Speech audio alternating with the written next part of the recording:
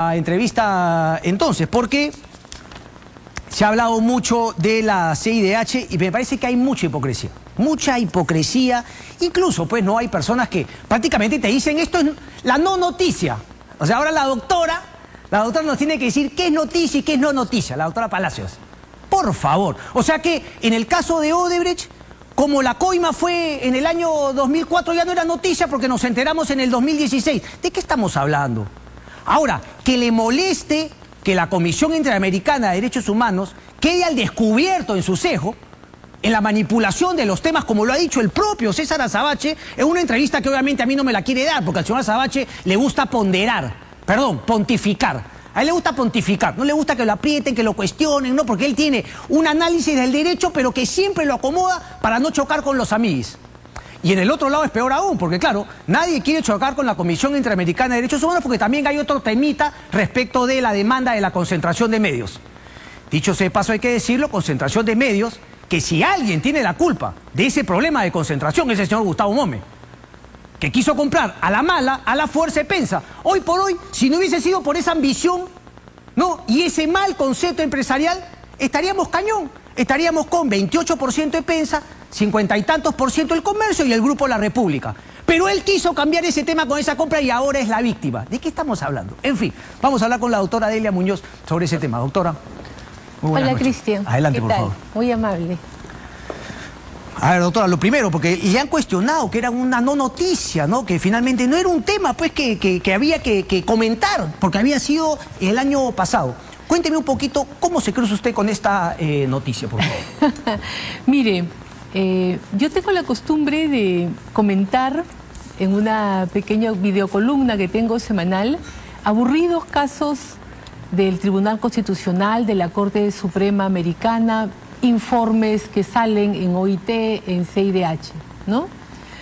Y porque escojo lo que me parece relevante desde el punto de vista jurídico, lo que se puede analizar o es controversial. Y es así como me pongo a revisar algo tardíamente el informe anual de la Comisión Interamericana que salió hacia el mes de junio. Informe anual, perdón, informe anual del 2022 que aparece en junio del 2023. Así es, cuando van a presentar el reporte de las actividades que han hecho. El informe anual es el único momento en el que uno conoce de manera pública todos los informes de admisibilidad que han emitido para los diferentes países. Antes uno no tiene forma de conocer los informes de admisibilidad porque se mantienen en carpeta y son entregados directamente a los estados y a los peticionarios. Y yo veo los casos que se han admitido, personas que han sido despedidas, los tenedores de bonos de la reforma agraria, el caso de los 7 periodistas, el de la concentración, y encuentro el del señor Polay. Y a mí realmente me llama poderosamente la atención la admisión de una petición de un líder terrorista con carácter de cabecilla. Eso ocurre muy pocas veces en el mundo, en los sistemas de protección de derechos humanos, ¿no? Entonces me llama la atención y comienzo a estudiarlo, comienzo a leerlo con calma. Entonces el caso es bastante interesante porque él ya tuvo un reclamo en algún momento ante Naciones Unidas, luego otro ante la CIDH, pero arma la estructura del reclamo a partir de la denegatoria, porque él lo considera así, de justicia de la Corte Suprema en el año 2007, donde se le juzgó en un juzgado, valga la redundancia, de naturaleza civil, a cargo de la Sala Penal y luego en apelación ante la Corte Suprema de Justicia. Luego también invoca afectación a sus derechos fundamentales por las condiciones carcelarias y otro tipo de beneficios. Pero el argumento principal es que anteriormente, cuando los del MRTA cuestionaban los juzgamientos en sede civil, decían de que habían sido juzgados 2 veces por el mismo hecho. Uno ante el juez militar o sin rostro y luego por la Sala Penal Nacional. En cambio, en este caso lo que alegan es que estuvo preso 13 años sin condena, que la condena recién se da en el 2007. Y eso es lo que llama a mí poderosamente mi atención y procedo a poner el comentario. Si es noticia o no es noticia, depende de cada uno. Pero para mí era importantísimo que se conociera, por lo menos desde mi punto de vista, que estábamos Correcto. con una apertura de caso para un cabecilla terrorista. Por supuesto que es noticia y claro, seguramente, digamos, por el lado de que algunos quieren utilizar el tema políticamente para, digamos, salir, que es un tema, salirse del sistema interamericano, que es un tema de algunos partidos políticos de hace mucho tiempo, no, creo que habría que hacer esa separación. Pero usted corríjame, mi pregunta es, ¿esto no demuestra que sí hay cosas que reformar en este sistema actual como lo tenemos y sobre todo respecto de la Comisión Interamericana de Derechos Humanos? Déjeme mostrarle, por favor, una entrevista de César Azabache para el programa que conduce Josefina Tausen y Renato Cisneros, justamente respecto a este tema. Ponlo, por favor, José. Podría preguntarse por qué la comisión es tan blandengue ante el pedido del líder emerretista. Bueno, lo que la comisión, primero, con la Comisión Interamericana ya hemos tenido varios problemas de ese tipo. Atención, o sea, el sistema, cuando se defiende el sistema interamericano, lo que se defiende es a la Corte. De hecho, la comisión hace 10 años pidió que anularan todos los juicios por terrorismo, incluso los que se siguieron ante tribunales ordinarios. Lo pidió en 3 casos, repito, de la Cruz, Berenson y García Asto y Rojas, era el tercero que no estaba citando bien. Lo pidió en 3 casos y en los 3 casos perdió ante el Estado en la Corte. La Comisión y la Corte no piensan lo mismo. No piensan lo mismo. De modo que a mí me sorprende, digamos, el día que, pongo otro ejemplo, la Comisión fue la que pidió que el operativo militar Chavín de Huántar entero sea considerado un crimen contra los derechos humanos. La Corte le dijo que no. Que lo único que se podía investigar, que tenía sentido investigar, eran las condiciones en las que había sido abatido Cruz Sánchez, un terrorista que murió cuando el operativo ya había terminado. De modo que, digamos, posiciones así de la Comisión, porque las hemos tenido muchas en 20 años. Y el Perú ha ganado tanto el juicio de lo que había que ganarlo, el juicio por el caso de Chavín de Huántar, donde, insisto... Bien, a ver, doctora, un poquito desde mi punto de vista, es claro, o sea, defendamos a la Corte, más no a la Comisión, pero nadie le pone el cascabel al gato que hay algo que cambiar en este sistema que hace que la Comisión, en palabra de César Azabache, de alguna manera haya insistido con un sesgo 3 veces la mismo pedido, una vez con Lori Berenson, el otro con otro terrorista, etcétera, para anular esos juicios ordinarios. Y luego también, por ejemplo, el tema de la Embajada de Japón, es decir, tenemos una comisión que siempre va por el lado de los malos, de los terroristas en este caso, no de los derechos humanos. Vamos a comentar, el litigio internacional es bastante sofisticado y es al revés de lo que ocurre en sede nacional. Allá lo que se va a ver es si el Estado cumplió o no los compromisos internacionales que asumió en tratados. Pero ¿qué cosa ocurre en el litigio internacional? La Corte considera que el proceso jurisdiccional no comienza ante ella, sino que comienza ante la Comisión Interamericana. Entonces, tú como Estado estás obligado a señalar todos tus argumentos de defensa en tu primer recurso ante la Comisión Interamericana. Si tú llegas a la Corte y recién allí, entre comillas, quieres defenderte, plantear excepciones, pedir actuación de pruebas, presentar argumentos, te van a decir que eso ya no es posible porque te aplican la teoría del estoppel. Entonces, esa es la importancia que tiene, que a pesar que son 2 instancias completamente distintas dentro del mismo tratado, para la Corte el proceso es uno. Entonces, el momento estelar es este. Cuando te declaran un caso admisible, es allí donde tú como Estado tienes que sacar toda tu batería de defensa.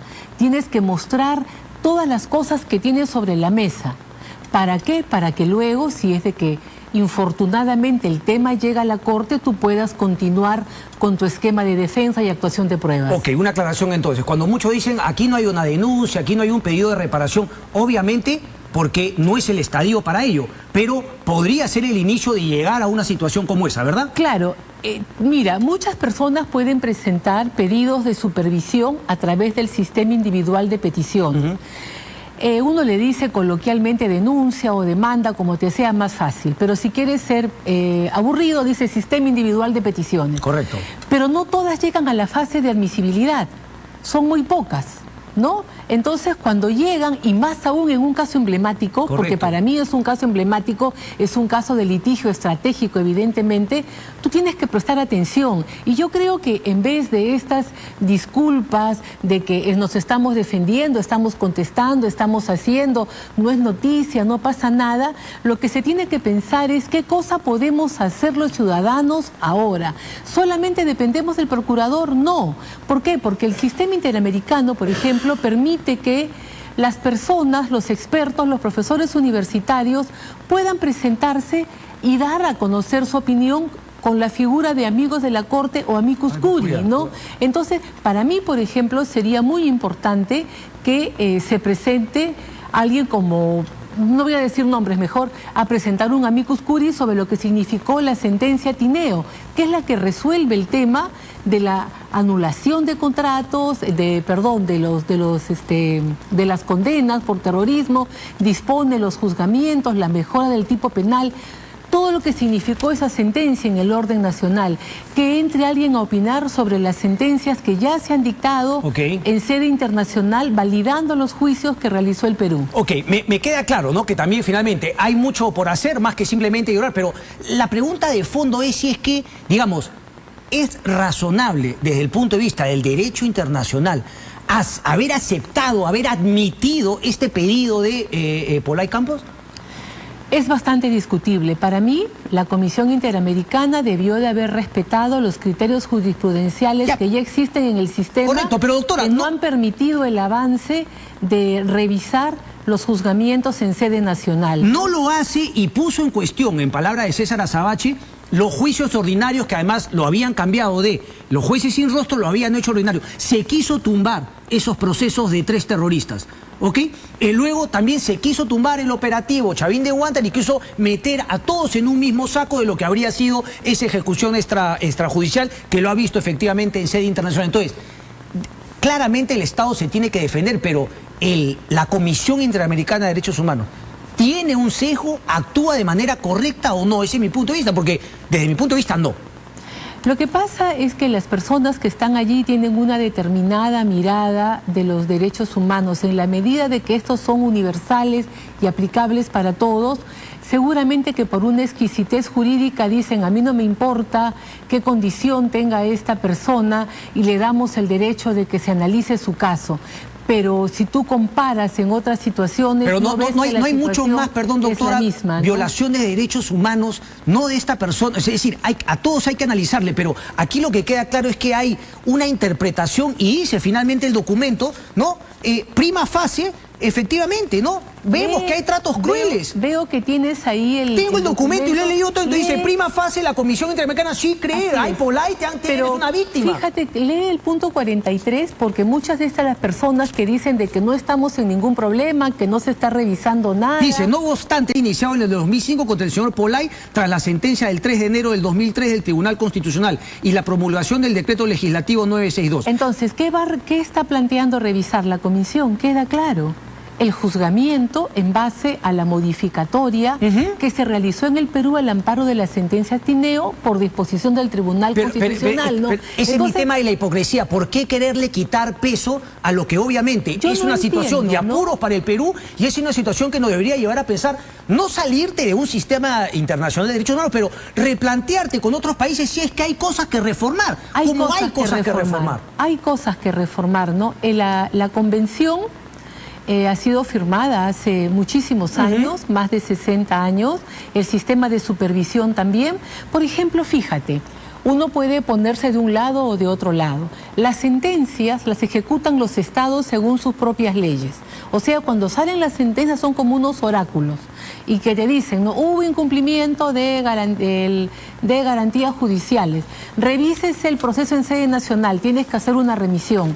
Luego, tú tienes temas fuertes como por ejemplo el que te digo, de que por interpretación que han realizado los órganos, la defensa de un Estado comienza en la fase administrativa. Entonces tú como Estado también te ves limitado porque en vez de salir a buscar la solución del problema, sales pensando en establecer una defensa de carácter procesal. Me parece también que los mecanismos para elegir a las personas que integran la comisión tienen que ser ajustados. Tendrían que ser personas que integran estados que han admitido la competencia tanto de la Comisión como de la Corte. Okay. Hoy en día, por ejemplo, la presidenta de la Comisión pertenece a Jamaica, que no tiene, que tiene restricciones, ¿no? A nivel del funcionamiento del sistema. No ha aceptado todas las ¿Cuáles serían esas restricciones? Perdón, ¿el idioma, la lengua? Uno, en primer lugar, solamente habla inglés, no es una persona cuyo país está sometido a la jurisdicción de la Corte Interamericana. Entonces tus criterios de valoración son completamente diferentes, ¿no? Entonces tú tienes que elegir, y luego también de que el sistema de elección de los estados no quede únicamente a la decisión política, sino que se establezcan sistemas mucho más fuertes, mucho más meritocráticos para poder designar a quienes van a llegar a esos altos cargos, ¿no? Que tienen una incidencia muy fuerte porque las sentencias de la Corte, cuando establecen criterios, son de aplicación a todos los países que integran el sistema. Correcto. Y que han aceptado su jurisdicción, ¿no? Correcto. Ahora, entonces, me decía, doctora, que esto sí puede llegar a ser una denuncia con una reparación que se presente ante la Corte, si así lo define la Comisión. Mira, la Comisión presenta cuáles son en apariencia. En la admisibilidad dice prima facie, ¿no es cierto? Porque es en apariencia, no hay certeza. Estamos ahora en la fase de fondo. Si llegamos a concluir la fase de fondo, ya la Comisión deja de decir prima facie y pasa a dar recomendaciones porque encuentra vulneraciones. Y ya declara a las personas como víctimas.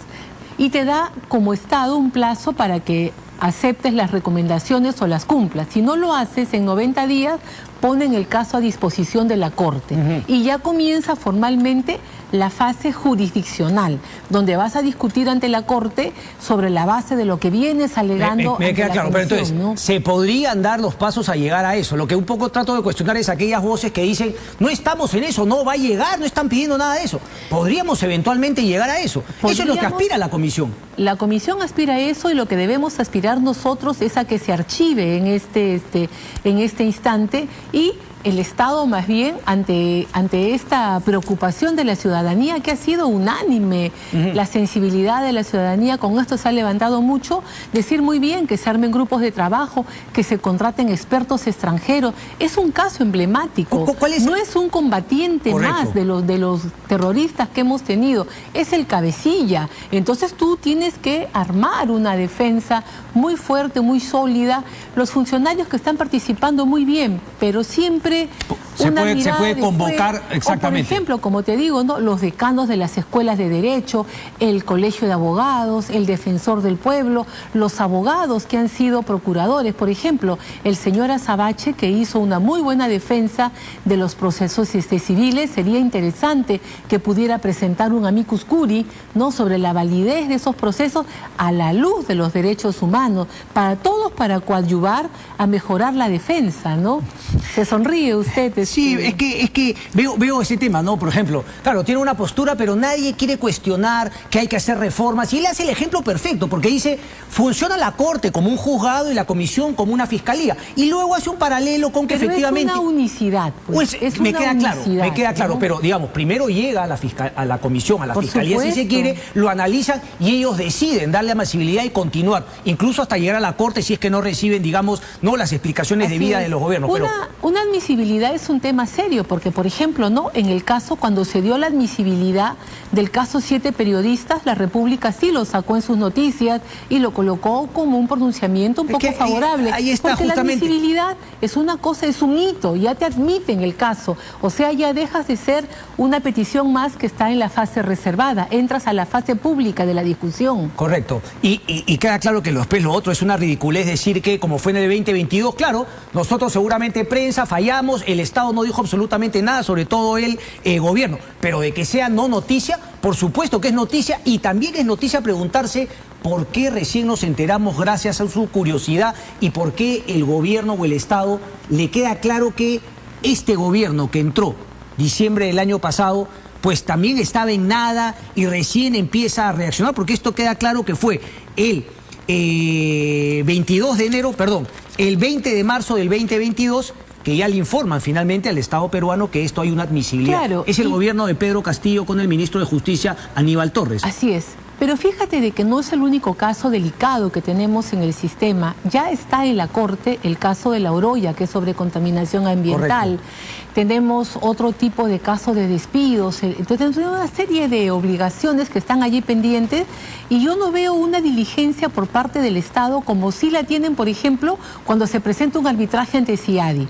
Cuando se presenta una queja de esa naturaleza, contratan a un estudio peruano, contratan a un estudio americano, se van allá 15 días y se hace mucho control de daños y normalmente el Estado vino ganando en los últimos tiempos. En cambio, en estos casos que existen ante la Comisión, ante la Corte, nos enteramos cuando salen las sentencias finales. Y yo creo de que en el camino hay muchas cosas que se pueden hacer. Déjeme hacerle una pregunta, porque, a ver, en la cronología de tiempo, ¿no? 2007 se presenta, luego hay información adicional que es enviada justamente por la, digamos, por la parte peticionaria.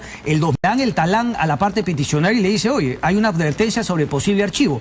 Ellos, obviamente, el 2021 responden, perdón, el 2020, después de ese anuncio el 19 de noviembre, un mes después, responde la parte peticionaria ante advertencia de posible archivo. Ese es digamos, un mecanismo normal que después de 19 y 7, 9 y 3, 11, 12 años haya un silencio y que le pase la voz, oye, voy a archivar, porque queda claro que la comisión pudo haber archivado. Ese es un procedimiento de archivo que la comisión ahora tiene incluso en sus propias normas de funcionamiento. Entonces, antes de proceder al archivo, suele enviar una comunicación.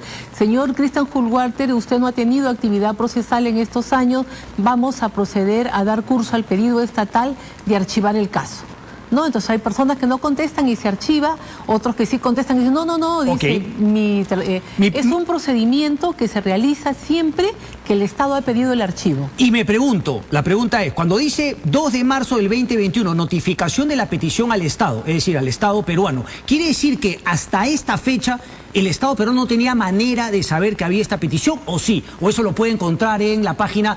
Debería haber, obviamente, el Estado peruano que cada tiempo hace lo que usted ha hecho, doctora, para ver, o no podía saberlo. Cuando presentan las peticiones, tú como Estado no sabes quién ha presentado. Eso está en fase reservada ante la comisión. Pero no solamente quién, sino respecto de que hay una petición. Respecto de que hay una petición. Tú como Estado no sabes. Tú te enteras que el caso existe cuando ocurre. Entonces hay otra mentira medias que suelta, porque el Estado peruano se ha enterado en marzo del 2021. Así es. Tú te enteras como Estado.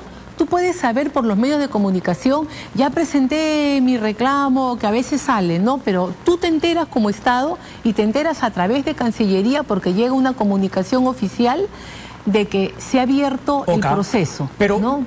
A mí la memoria me falla, pero en el 2007, digamos, Javier Vallerristra, que no era un abogado mediático en ese entonces, digamos, ¿fue de público conocimiento que en el 2007 se había pedido esta petición? Se manejaba el tema, se manejaba el tema en esos años. O sea, el Estado peruano también debió haber estado atento. Se manejaba el tema en los comentarios, en los corrillos, que había esta petición, pero nunca había sido notificada al Estado peruano. Lo que ocurre antes es eso, un trascendido, ¿no? Así como hay personas de que han presentado su petición, la hacen pública, la dan a conocer, pero tú como Estado formalmente conoces el día que se te emplaza, se te comunica y se te da el primer plazo para que tú contestes tus observaciones sobre la petición. Una pregunta, haciendo justamente, ¿no?, la aclaración que usted ha hecho y que le escuchábamos también al doctor Azabache, ¿no?, que finalmente el juicio, si se quiere, el término arrancaría si es que se llega a la Corte. Y claro, sabemos que cuando hay un juicio, obviamente, uno se centra en lo que hay en el expediente. Pero en esta etapa de petición, la Comisión Interamericana solamente puede ceñirse a lo que le presenta la parte peticionaria y lo que le responde el Estado, o la Comisión de motu propio puede hacer una investigación documentaria más allá de lo que cada uno le ha presentado. En esta fase se sujeta a lo que dicen ambas partes, ¿no? Y lo que puede hacer la comisión es de motu propio citar a una audiencia pública, si es de que hubiesen temas que hay. ¿Eso se pudo haber hecho antes de la admisibilidad o recién ahora que hay admisibilidad? Ahora que estamos en la fase de fondo se puede pedir, incluso la puede pedir el Estado o la puede pedir el peticionario. Mi tema de fondo es que en la petición uno explica justamente, ¿no?, la base naval del Callao, y uno de los puntos más importantes es sostener si es que la base del Callao violaba o no los derechos humanos por no haber sido una cárcel civil, etcétera. Ahí, por ejemplo, haría falta la opinión de un experto, de un técnico, porque el penal está en la base naval del Callao, pero es administra el INPE. Correcto. En consecuencia es falso que tú digas de que estás pero es increíble que ellos admitan, ¿no?, el pedido de un cabecilla terrorista sin querer informarse y únicamente ceñirse. Entonces, uno podría plantear también que la respuesta del Estado fue pobrísima, doctora, porque insistieron con el tema de Naciones Unidas, pero no fueron al detalle uno por uno de lo que esta petición pedía. Yo considero de que la defensa, lo que está reseñado ahí es una defensa bastante formal, pero hay que ajustarla con pruebas, con pericias, con informes de fondo. Yo creo de que aquí hay mucho más para mostrar, ¿no? Porque este es un caso, te vuelvo a decir, emblemático. Esto no es cualquier caso que tú lo puedes en el 2012 el abogado de Polay Capos pedía que lo regresasen, lo llevan un tiempo a Ancón y él pide luego que regresen a la base naval del Callao. Eso no se condice con, finalmente, ¿no?, el trato que denuncia en la petición. Es decir, sería un elemento para mostrar. Por supuesto que tienes que demostrar con pericias, con pruebas, con instrumentos que te tiene que dar el Poder Judicial, la Fiscalía y las diferentes entidades estatales que tienen esto. Ahora, todo cabecilla, líder de una organización terrorista acá en Europa, en África, está sujeto a un régimen carcelario de alta seguridad. Por su propia, por el propio respeto de su vida e integridad. No puede estar en un penal común ni en relación con los demás presos, ¿no? Entonces, la forma en que el Perú ha encontrado de dar seguridad y también cautelar su integridad es teniéndolos en esta base que queda dentro de una entidad naval. Lo mismo que con los expresidentes, hay un penal dentro de una organización policial, pero que es administrada por el INPE. ¿Por qué? Porque son expresidentes que no pueden estar dentro de un penal común porque su vida podría entrar en riesgo, ¿no? Entonces son los criterios que tiene la autoridad penitenciaria. ¿Cuál es el ente, digamos, cuál es el organismo o el foro donde podría efectivamente discutirse estas reformas respecto del sistema? Los estados tienen la prerrogativa de presentar propuestas de reforma a los tratados. Y lo que debería trabajar Perú es un lobby, ¿no?, con diferentes países para ponerse de acuerdo y presentar las reformas que se estimen pertinentes. Estas críticas al sistema interamericano no solamente se dan en el Perú, sino en la región. De los países que están sometidos a la jurisdicción de la Comisión y de la Corte, sienten que el tratado, los mecanismos de supervisión no van acorde a la evolución que puede haber tenido el derecho internacional. La solución no necesariamente es plantear el retiro, sino claro que no, plantear la reforma. Pero ¿no? si por un lado tenemos un extremo que dice retiro y por otro lado no, o sea, son tibios para decir, oye, acá hay algo que está fallando respecto de la Comisión, que siempre viene con estos temas. Definir las competencias, definir los ámbitos de participación, definir los plazos. El tema de los plazos es un tema que antes la Comisión no admitía prácticamente que tú pudieras invocar como Estado el archivo, ¿no? Porque decían que era una vulneración. Ahora ellos mismos lo hacen por el número tan grande de temas que tienen. Hay que ver también el tema del financiamiento, ¿no? Sobre todo la Corte y la Comisión reciben mucho financiamiento de entidades privadas y eso es bastante delicado. Es como que el Poder Judicial ¿sabemos cuáles tienen nombre por lo están en el informe anual, en el capítulo del presupuesto. Usted puede encontrar allí cuáles son los gobiernos y las organizaciones internacionales que les entregan recursos para poder investigar en determinadas áreas. Y usted podrá encontrar allí la vinculación entre los temas que declaran admisible con las fuentes de financiamiento. Por ejemplo, ¿no? Hay que ¿recuerda alguna que le ha llamado la atención? Sí, la de promoción de derechos LGTBI, ¿no? ¿Está como financiando? Sí. Vamos a revisar justamente para la próxima. Doctora, le agradezco mucho por su tiempo. A usted, muchas gracias. Vamos a una breve pausa y venimos.